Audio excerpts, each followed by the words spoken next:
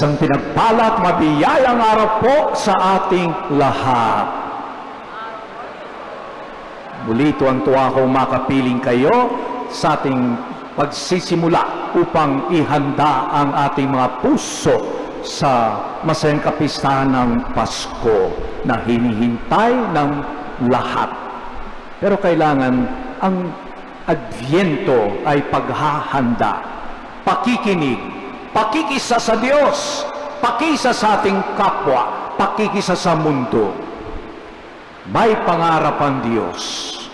Dito natin makikita na hindi matatawaran ang pagmamahal ng Diyos. Sa kabila ng pagkamasuwayin, nagrebelde ang tao, hindi pa rin nakalimutan ng Diyos ang tao. Gumawa siya ng paraan upang makabalik tayo sa Kanya dahil tayo'y nilikha para sa Kanya, para mabahagi na ng Kanyang buhay at kaluwalhatian. Napakaganda po ng mga awit, mga dasal na ating narinig at maririnig sa paghahanda natin sa mga araw na ito. Salamat po sa inyong pagdating. Hindi po obligasyon pero narito kayo. Simula na ako'y pumasok sa simbahan, nakakasalubong ko bata, kabataan, matanda, anuman ang estado sa buhay, nakangiti, masaya, walang natutulog. Tingnan niya ang katabi niyo, baka may natutulog dyan. Handa tayo. Yan ang diwa ng Pasko. Hindi lamang makuha tayo sa mga nangyayari sa ating kapaligiran. Simula ng last week of November, nandyan ang Christmas party. Pero sana po hindi makuha ng ating paningin yung ating energy sa mga paraan na kumisan nakakatulong sa atin para magdiwang ng Pasko. Pero ang puso ng Pasko ay ang pagtanggap ng tao, pagtanggap ng bawat isa sa patuloy na pagdating ng Panginoon. Kaya tinatawag po natin Misa de Aguinaldo dahil hindi tayo tumatanggap ng pangkaraniwang aguinaldo. Ang pinakamahalagang aguinaldo na tanggap natin ay ang Panginoong Hesus. Nagdadala ng buhay, pag-asa. Kung tutusin natin, nakakalungkot. Kung minsan napapaiyak tayo sa mga nangyayari sa ating kapanahunan. Magulo, away, hidwaan, kanya-kanya, pansarili, pangarap. Pero hindi tayo dapat mawala ng pag-asa. Yan ang binibigay ng pagdating ng Panginoon. Yan po ang ating pagninilayan sa loob ng 9 na araw paghahanda para sa masayang kapistahan ng Pasko at pagdating din ng susunod na taon 2025, tinatawag nating dakilang jubileo. Isang panawagan ng Diyos, isang panawagan ng simbahan, makinig, magbalik loob sa Kanya dahil sa Kanya lamang matutuklasan ang tunay na kalayaan, ang tunay na yaman, ang ganap na buhay. So, una po yung salitang jubileo. Ano ibig sabihin? Pananawagan. Salamat, narito tayo at handang hindi lamang makinig.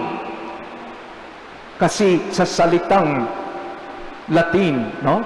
Makinig ibig sabihin, hindi lamang makinig sa tainga, ikaw ay kikilos, gagawa ng paraan upang maisabuhay, maisagawa yung narinig mo. Kaya mahalaga po, makinig tayo ng lubusan, no? Pag-asa. Nung minsan mayroon isang bata, nagtanim siya sa isang paso. At pagkaraan ng mga ilang linggo, ilang araw, wala siyang nakikita. So sabi niya sa kanyang tatay, suko na ako, tapos ako ng isa pa. Tatanim pa ako ng isa. Walang lumalabas po eh. Sabi ng kanyang tatay, iho, maging pasensyoso ka. May nangyayari kahit na wala kang nakikita. May nangyayari sa ilalim ng lupa, gumagawa. Patuloy ang pag-alaga mo, diligin mo, araw-araw. At kanyang ginawa, sumunod sa payo ng kanyang tatay. Pagkaraan ng ilang linggo, may umusbong. May lumabas galing sa lupa. Ito po ay larawan ng pag-asa. Hindi lahat ay makikita mo. Hindi lahat ay kaagad masaksihan mo. Pero ano ibig sabihin ng pag-asa sa Diyos? Hindi pag-asa sa tao. Kumisan, nilalaglag tayo. Tinatalikuran tayo ng mga taong nangako sa atin. Iba ang Diyos. Nagbibigay ng isang pag-asang hindi mabibigo dahil tapat ang Diyos. Ang basihan ng katuparan ng ating inaasahan ay ang pagmamahal ng Diyos, ang kanyang katapatan. Kaya yung pag-asa, hindi lamang umaasa ka, balang araw magbabago, future, sa hinaharap. Ang pag-asa sa Panginoon, ibig sabihin, sa ngayon pa, gumagalaw, kumikilos ang Diyos. Lagi natin narinig sa propeta Isaiah, sa mga araw na yon, sa araw na yon, ibig sabihin, nandiyan ang Diyos, kumikilos. Buksan mo ang mata mo. Kanya kanina, yung ating pambunga ng awit, napakalaga. Buksan ang ilaw ng puso. Buksan ang puso mo. Hindi nagpupumilit ang Diyos pumasok sa iyong puso. Ikaw ang magbubukas. At sa pagbukas sa iyong puso, tiyak na papasok, tuwang-tuwa ang Panginoon makisa sa iyo. So, isang pag-asa na nangangahulugan tayo ay lubusang naniniwala, nagtitiwala sa Diyos. Sa Diyos na kailanman di nakakalimot kahit na ang tao ay nakakalimot. At lahat po tayo sana maging tanda ng pag-asa. Katulad ng narinig natin sa Ebanghelyo, si Juan ay isang maningas na ilaw, liwanag. Sana ikaw, ako, tayo. Paano liliwanag ang kadiliman ng katiwalian, korupsyon, hindi tama, imoralidad, gyera, hidwaan? Ito ay liliwanag, magbabago sa pamagitan mo, sa pamagitan natin. Kadalasan, umaasa tayo sa Diyos. Tama yun. Dahil siya ang tanging pag-asa natin.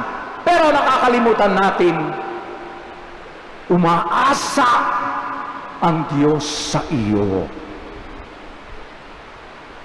Naniniwala tayo sa Diyos, sumasampalataya tayo sa Kanya. Nakakalimutan natin, naniniwala sa iyo ang Diyos. Umaasa sa iyo ang Diyos. Kaya sana tayo po ay umaksyon din. Hindi lamang pag-asang naghihintay ng pagbabago. Pagbabago ay darating sa pamamagitan mo, sa pamamagitan ko.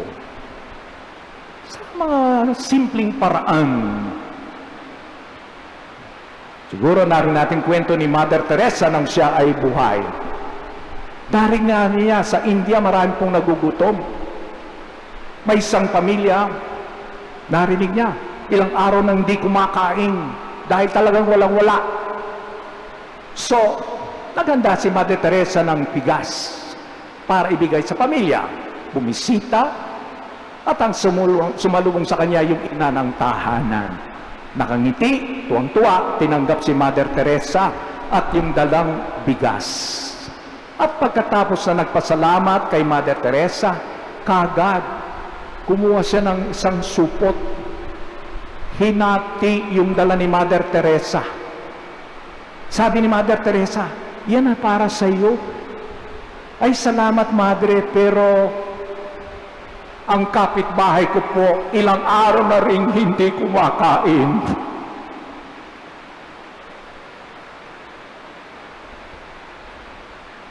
walang dukha, na walang maibibigay, walang maiambag sa kanyang kapwa. Hindi dahil wala kang maiambag. Marami tayong maiambag. Ang ating pakikinig, understanding, pagbibigay ng support, pagbibigay ng encouragement sa ibang tao. Yan ang kailangan ng mundo. Isang nangminingas na liwanag, manggagaling sa iyo, sa akin, upang magbago ang ating kapaligiran. Umaasa ang Diyos sa iyo. Naniniwala ang Diyos sa iyo. May kakayahan kang maging daluyan ng kanyang pagmamahal upang magbago ang ating mundo.